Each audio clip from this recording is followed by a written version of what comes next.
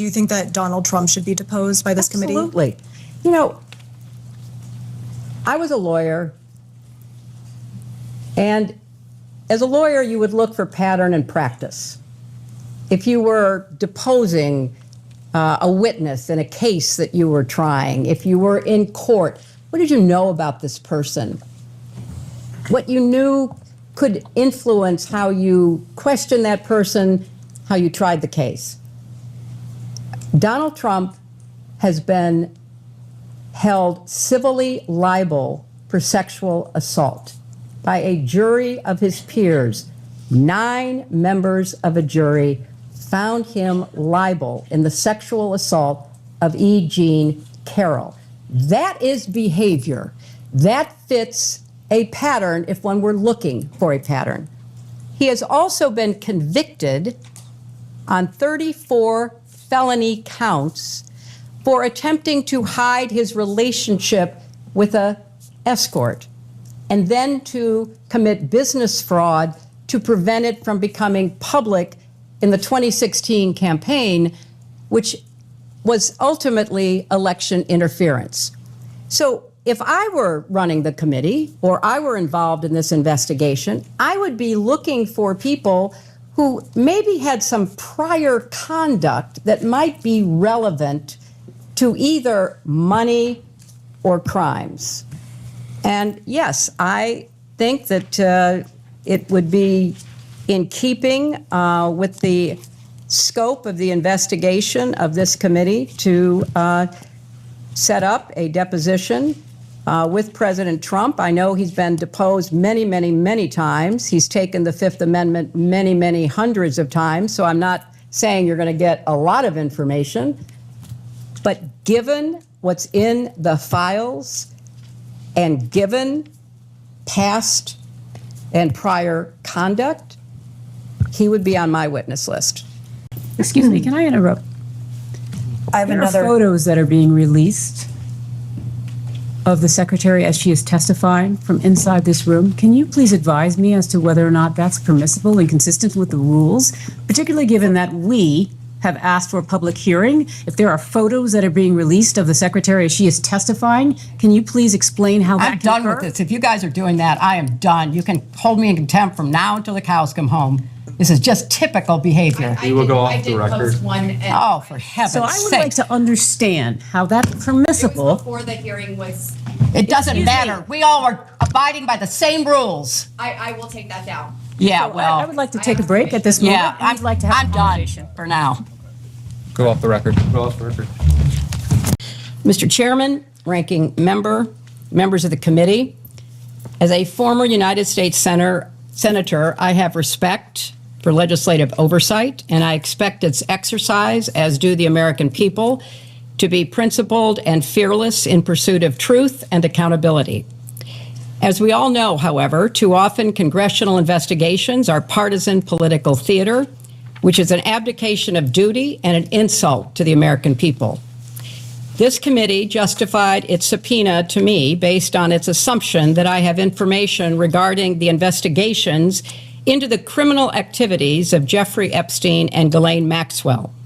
Let me be as clear as I can. I do not. As I stated in my sworn declaration on January 13th, I had no idea about their criminal activities. I do not recall ever encountering Mr. Epstein. I never flew on his plane or visited his island, homes, or offices. I have nothing to add to that. Like every decent person, I've been horrified by what we have learned about their crimes. It's unfathomable that Mr. Epstein initially got a slap on the wrist in 2008, which allowed him to continue his predatory practices for another decade. Mr. Chairman, your investigation is supposed to be assessing the federal government's handling of the investigations and prosecutions of Epstein and his crimes. You subpoenaed 8 law enforcement officials, all of whom ran the Department of Justice or directed the FBI when Epstein's crimes were investigated and prosecuted. Of those 8, only 1 appeared before the committee.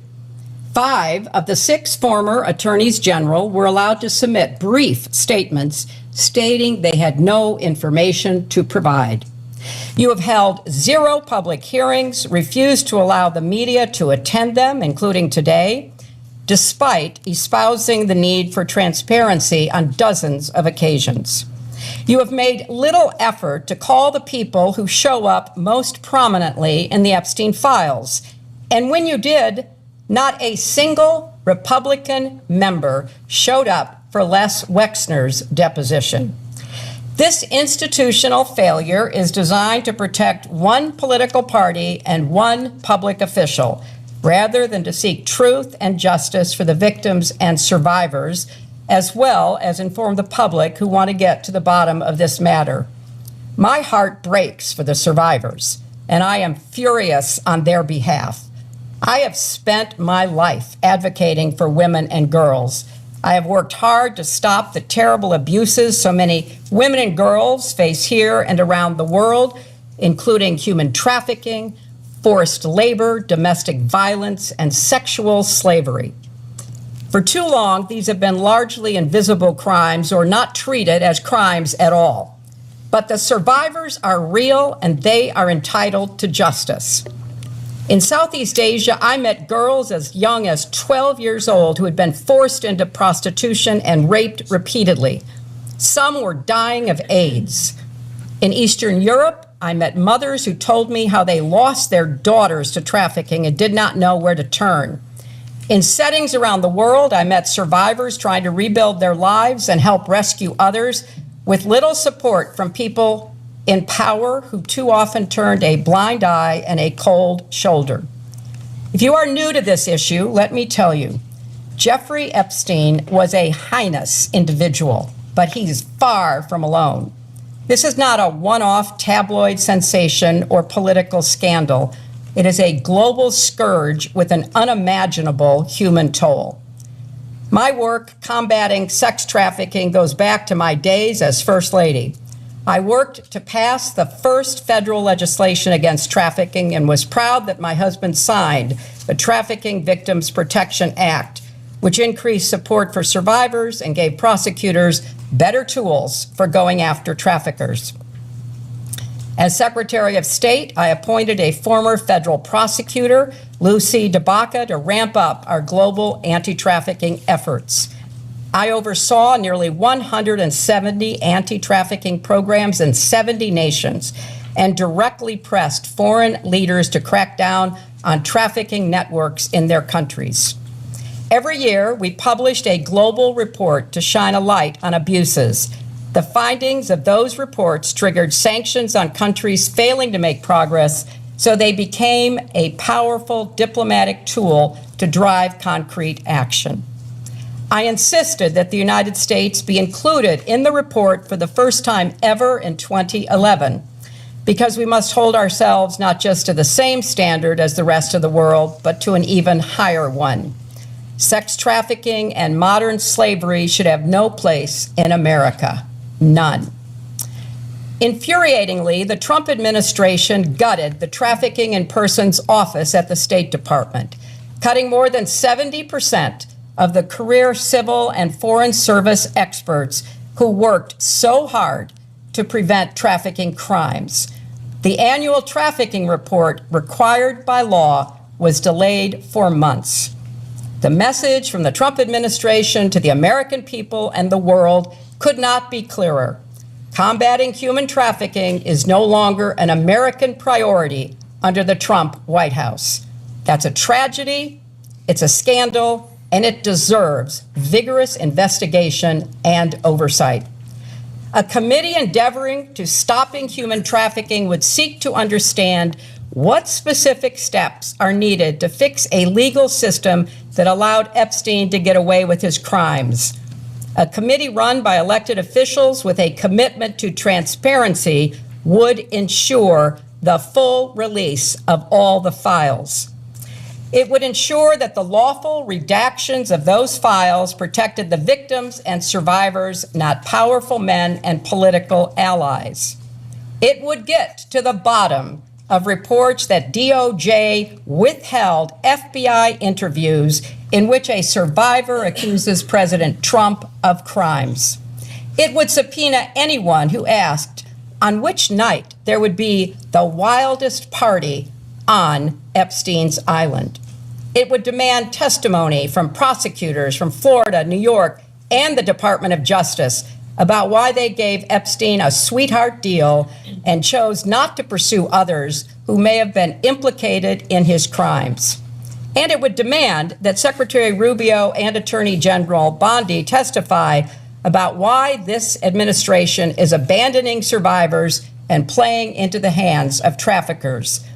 It would seek out advocates and law enforcement officials on the front lines of the fight against human trafficking and ask them what support they need. And it would put forth legislation to provide more resources and force this administration to act. But that's not happening. Instead, you have compelled me to testify, fully aware that I have no knowledge that would assist your investigation, in order to distract from President Trump's actions and to cover them up despite legitimate calls for answers. If this committee is serious about learning the truth about Epstein's trafficking crimes, it would not rely on press gaggles to get answers from our current president on his involvement. It would ask him directly under oath about the tens of thousands of times he shows up in the Epstein files. If the majority was serious, it would not waste time on fishing expeditions. There is too much to be done. What is being held back? Who is being protected? And why the cover-up? So my challenge to you, Mr. Chairman, and members of this committee is the same challenge I put to myself throughout my long service to this nation. How to be worthy of the trust of the American people that they have given to you. They expect statesmanship, not gamesmanship, leading, not grandstanding. And they expect you to use your power to get to the truth and to do more to help survivors of Epstein's crimes, as well as the millions more who are victims of sex trafficking in this country and around the world. Thank you, Mr. Chairman. And I would also like to request that the video of this deposition be made available within 24 hours, as it has been for other witnesses. And just to make clear for the record, have you ever met Jeffrey Epstein? I do not recall ever meeting Jeffrey Epstein. In preparation for this hearing, I was told that he attended an event at the White House that was put on by the White House Historical Association. But I have no recollection of that.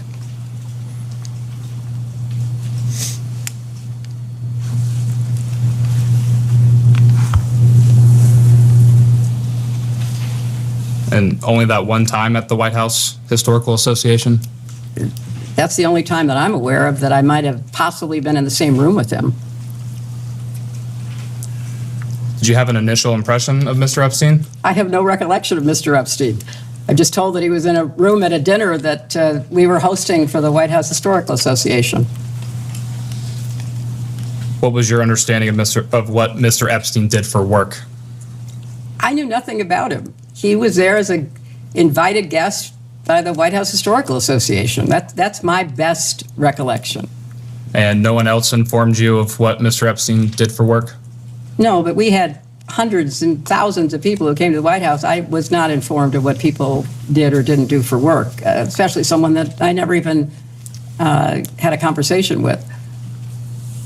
Do you know who invited Mr. Epstein to the White House? I can only tell you what I know, which is that he apparently was a guest invited by the White House Historical Association to attend a dinner to thank people who gave money to the White House Historical Association for the upkeep and maintenance of the White House. That's what I was informed of in preparation for coming here. Have you reviewed any 2025-2026 Epstein files that were released that you believe reference or relate to those specific 2016 claims regarding the Podesta emails, Comet Ping Pong Pizza used as code possibly? I'm sorry, does You're this asking relate- her about whether Excuse me. she's reviewed emails in In the the Epstein Epstein files files. was related to the wacky Pizzagate You scandal. could characterize it however you want. I just would like to know if she's familiar with any of them. So, She's excuse me, commenting. your question is about whether or not she has reviewed any emails in the Epstein release files about Pizzagate. Correct. Pizzagate was totally made up. It was an outrageous allegation that ended up hurting a number of people, that caused a deranged young man to show up with his assault rifle and shoot up a local pizzeria. I can't believe you're even referencing it. You should be. There are connections to the language. I'm Well, not the talking QAnon about- people believe there are, so. I don't know what QAnon have at people it. believe. Have at it.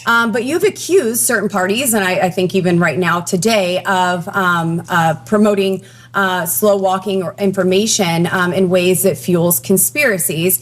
In your view, did any Epstein-Maxwell related investigations or file handling pre or post 2019 contribute to or intersect with the spread of Pizzagate-style theories about Democrat figures? Objection. I have Calls no for way of answering. That is the possible most speculation. ridiculously. Have you or your representatives identified any Epstein file content that has been misinterpreted online to revive those claims? And what steps, if any, have you taken to clarify? Again, object on the ground of I think that this is all very Speculation. reasonable. Well, first of all, I don't follow the crazy conspiracy stories that are online. I regret that anybody does. I find it quite sad, but also disturbing that people would believe some of what is put forth, like Pizzagate. So I have taken no steps to review anything Do you think that might pizza- have any connection to something which I think is totally bogus. Subscribe to One India and never miss an update. Download the One India app now.